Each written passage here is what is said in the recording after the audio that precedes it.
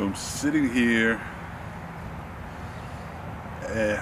in a cemetery, as you can see.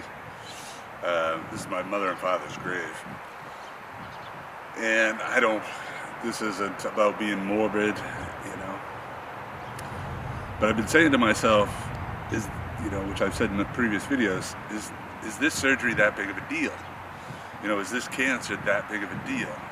At first I thought that it was going to be like any other surgery, it's like having an appendectomy or something, You get your appendix out, you heal and you're gone. I had a umbilical hernia, had that operation, a month later you're back to normal and everything's cool, And I'm not sure exactly why I have that thought. I guess I don't want to make a big deal out of stuff, whatever, I'm not sure. It goes back to my childhood, thanks mom and dad.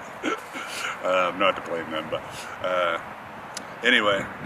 And as I thought about it, I was down in Portsmouth today. I had to go to the Social Security office. I'm driving back, and of course I'm driving by the cemetery where mom and dad both are buried. And I thought, what the fuck, man? This is cancer. It's a big deal. These two people ended up right here because of cancer.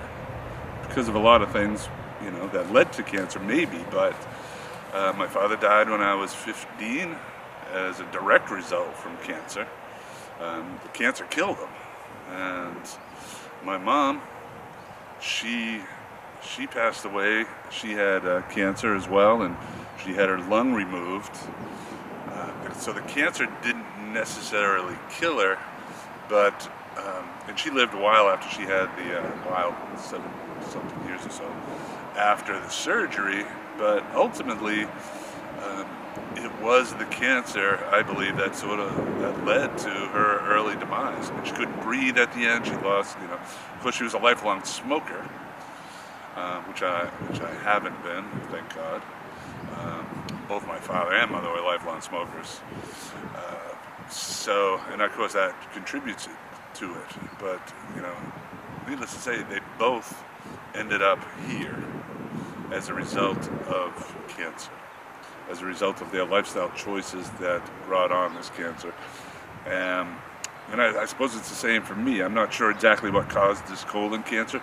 They did say it wasn't genetic, so I didn't get that cancer gene from them, so it had something to do with the lifestyle. I haven't always eaten that great. I definitely haven't taken care of my body over the years.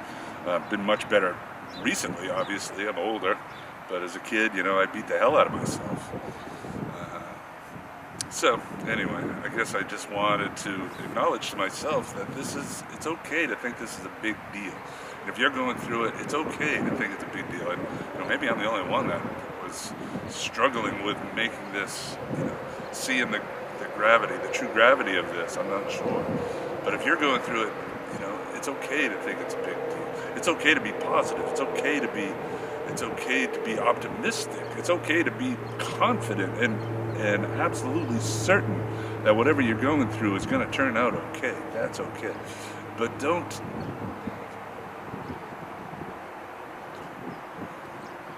make light of it. You don't have to acknowledge just how big this is. I mean, you don't have to not acknowledge it. So anyway, I guess I wanted to come here, and acknowledge my parents for what they've gone through, and also acknowledge that, I'm going through that as well, to a certain degree. I'm much healthier. Like I said, much healthier than either of my parents were when they passed. My father was pretty big when he got his cancer, but the cancer had spread throughout his whole body. And at that point, it was too late. I feel like I've caught this very early. And speaking of catching it early, again, I'll repeat this. If you haven't got a screening and you're over, well, they say 50 now, but it can happen at any age, especially if you've had a history of cancer in your family. Follow the guidelines. I had to go at 40 to get my first colonoscopy, and now I'm 53. And yes, I just want to encourage you to get those screenings if you can, and quit smoking. I think it'll serve you well in the future. So anyway, and speaking of spreading, I mentioned that it spread throughout my father's whole body. Speaking of spreading, excuse me, I'm going to the hospital this morning. I've got my CAT scan. They're going to do a CAT scan of my torso, basically, neck down to my crotch, to see if it has spread, to see if they can see. If it's obvious that it's spread, again, it's a game changer. We'll see how it goes.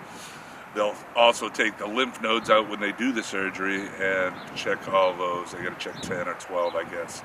And if they've gone to the lymph nodes, then that's another game changer as well. So, but right now, all I got to do is, I'm going to get the colonoscopy. I'm going to get the CAT scan, and they'll be able to look. At night, I find that my mind lately has been going towards the imagination. My imagination's run away with me a few times, and I've literally verbally had to talk myself out of that last night. I basically said, Sean, you don't know anything, and it's senseless to worry about this. It's hard not to worry. If you're going through it, but in the end, you can only deal with what is actually going on, and what you absolutely know for certain. The only thing that I know for certain right now is that I have cancer of the colon. They will be removing a foot-long section of my colon in a week or two, and that's it. I'm going to get a CAT scan. They'll tell me if they see that it's spread, and then they'll tell me after the surgery if it's spread to the lymph nodes, and they'll stage it, and then we'll come up with a plan of attack as far as healing. But that's all I know. All this is a surgery, and we'll go. I know that it's scary, and I know all that stuff, and I know that, as morbid as it may seem, that I'm sitting in a cemetery right now, it isn't that I want to be here or in any cemetery at any time soon. But you have to acknowledge that. You have to acknowledge that we're all finite beings, infinite spirits.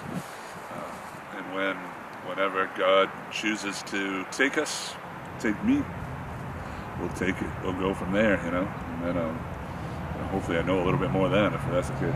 I don't plan out, and that's not part of the plan.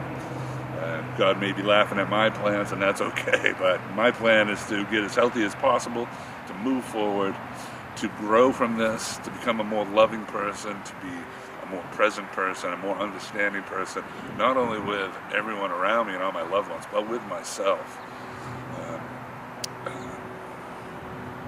And if that happens, and it will, that's my goal, so it will. If that happens, then great. Something good has come out of this, and I believe something good will come out of it. But anyway, I'm off to the hospital to get my CAT scan. I'll let you know that, and I'm going to try to see if they'll let me film it over there too. As I said, it's a walk through the valley of cancer.